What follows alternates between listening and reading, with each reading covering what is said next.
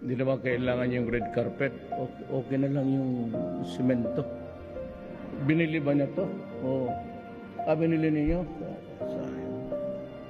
Merienda lang sana para sa lahat. Ang red carpet ay tradisyonal na ginagamit upang markahan ang rutang tinatahak ng mga pinuno ng estado sa mga seremonyal at formal na okasyon. At nitong mga nakaraang dekada ay pinalawig na gamitin ng mga VIP at celebrity sa mga formal na kaganapan. Ngunit para sa dating Pangulo, hindi naman niya binabalewala ang paghahanda na isinagawa para sa kanya. Bagkus sa mga ganitong pagkakataon, makikitaan mo ang dating Pangulo na mapagkumbaba. Ang totoo, kahit Pangulo na siya ng Pilipinas, ayaw niya magpatawag ng Pangulo, mayor lang daw ang itawag sa kanya. Yan ang sabi ni Mayor. Hindi niyo ako tawagin presidente kasi ang bunganga ko pati yung behavior ko, pang mayor lang po. Ayaw ko magpatawag ng presidente. If you want to address me as mayor. Kasi hindi kita mapansin kasi hindi ako sanay. Do not address me presidente. Hindi kita pansinin.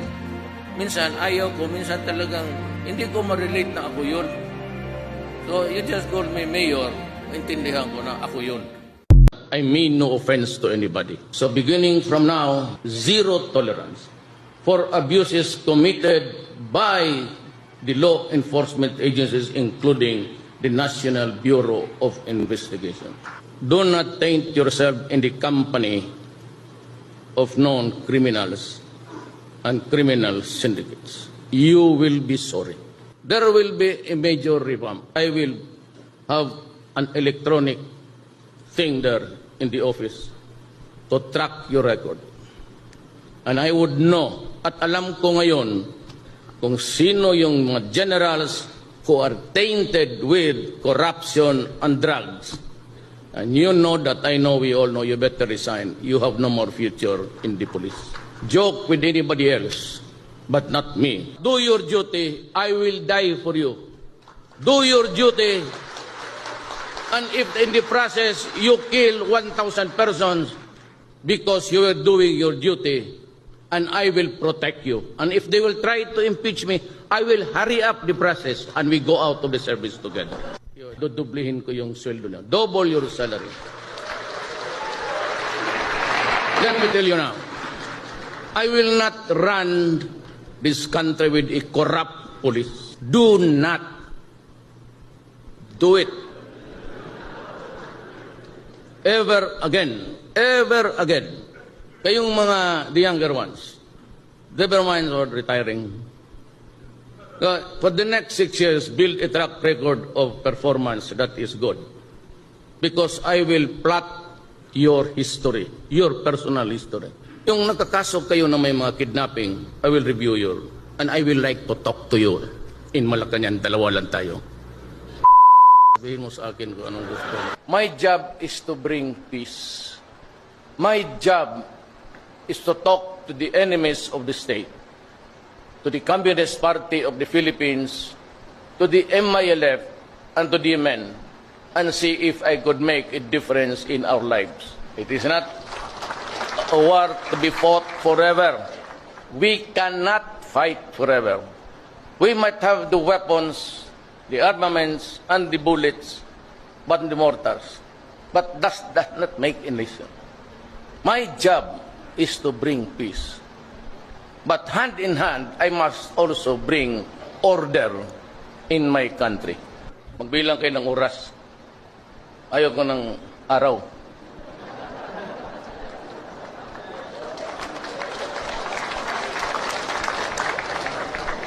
The drugs must be suppressed. It cannot be eliminated. For as long as the greed for money is there, Please tell us in a capsule, Mayor, what is your leadership philosophy and where did this philosophy or the Duterte brand of leadership spring from? Well, ako, this is not, I would go into, intrude into, sabi nagpapayabang ako. But, you know, my father was governor of this, I said, Davao City, was just one Davao. Laki kasi ako, natingnan ko kung ano yung paano diskarte. And I improve on it, actually. But I remember my father saying, Of course, he died so many years ago. As a matter of fact, wala na siya nung na-mayor ako. About 20 years dead, or 30 years. 30 years after na ano. Sabi kasi niya, alam mo, politiko ka, you have to love people. Now, nung na-mayor ako, alam ko na because at any time of the day or night, you're called upon to go to this, to fix this trouble. Sa gabi, may magpunta dyan because they want their patay that attended to immediately, ganon. So these are the things that you have to do. But you have to love the people. Kasi pag hindi mo talaga mahal ang tao, it's impossible to do it. Mapupundi ka eh. Ay, yung nakita ko sa tatay ko, pag may, kita si Davao, pag may sunog, tapos magre-ring yung radyo, sabihin, sir, may sunog dyan sa ano, then you have to go.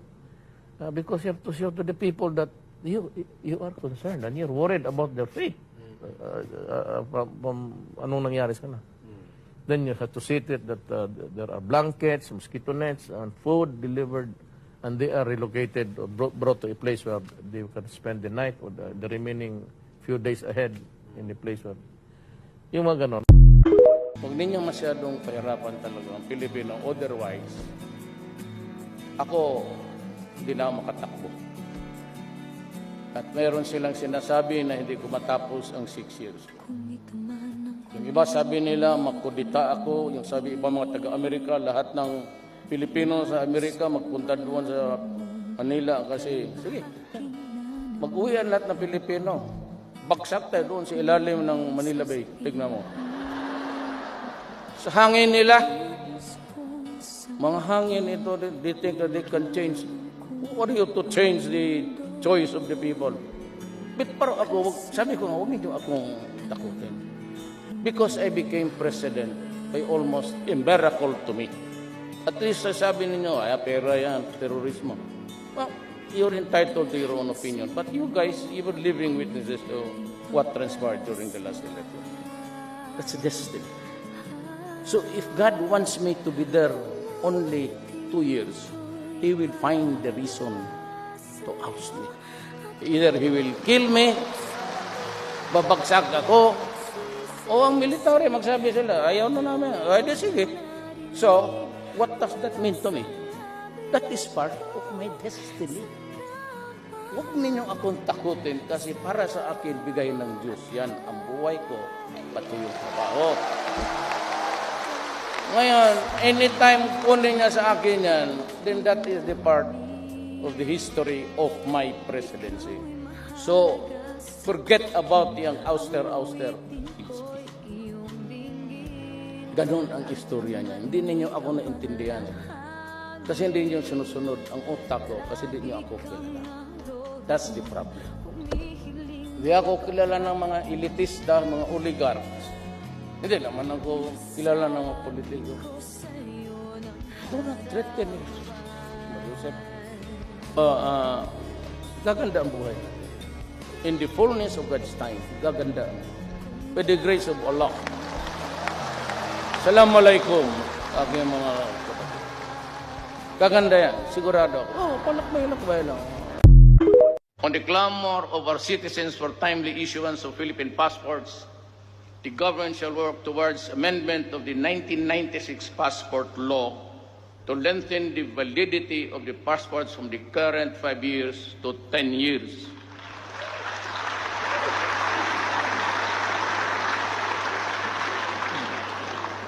Total, kayo naman ang magagawa ng batas. You're the ones who will pass the law.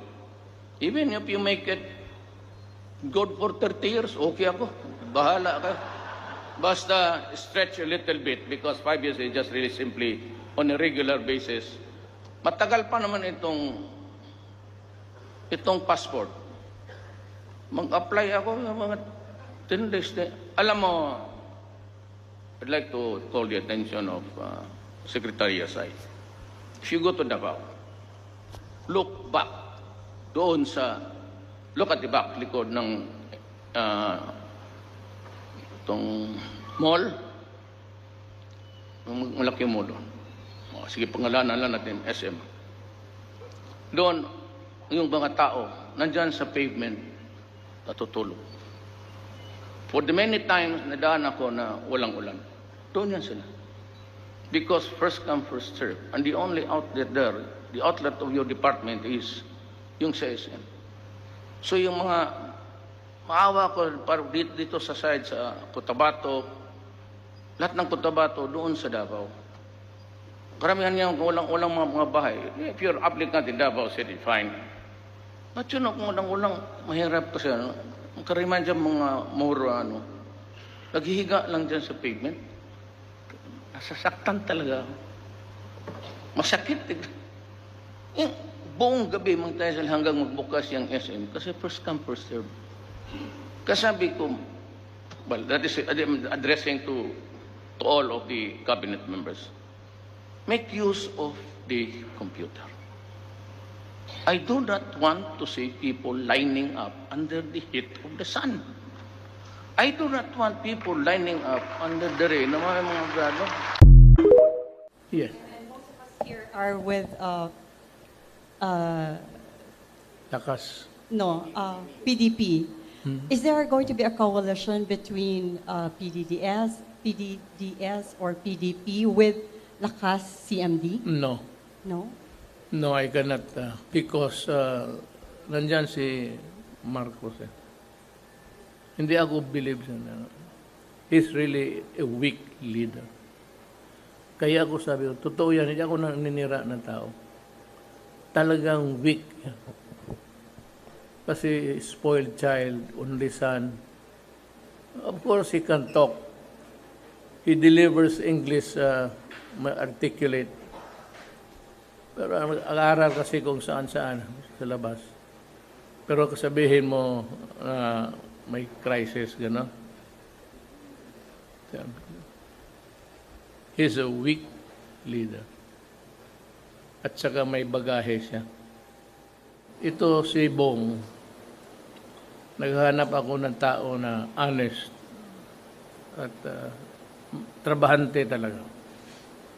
Maano ninyo yan, trabahante talaga. Yung kalaban niya ngayon, dalawa na lang yan sila sa political horizon. Yun, nagtataka rin ako kung bakit na suddenly naging fascinated ang tao. Ako hindi lang ako, I cannot mention his name kasi wala man ako doon. But as a mayor, alam ko na yung mga mayaman sa Davao, pati yan siya humihirit ng cocaine. Cocaine lang naman. Wala akong sinabing siya. Cocaine. Remain loyal to the Constitution. Salute the flag. Never mind if do not salute me. We are all workers of government. It behoves upon you, it is your duty to protect the next generation. Huwag ninyong hayaan. Alam mo, if it would outlast me, wala malaman natin, sasakay ako ng baril ako, whatever, maraming galit. Promise me now, wala akong hihingi. Do not compromise the next generation. It is a very serious problem of our country. Do not be afraid to do your duty. Huwag kayong matakot. Yan lang ang hihingi ko sa inyo. As your commander-in-chief, I am not asking you for anything. I'm just asking you to be conscious na may next generation, yung mga anak ninyo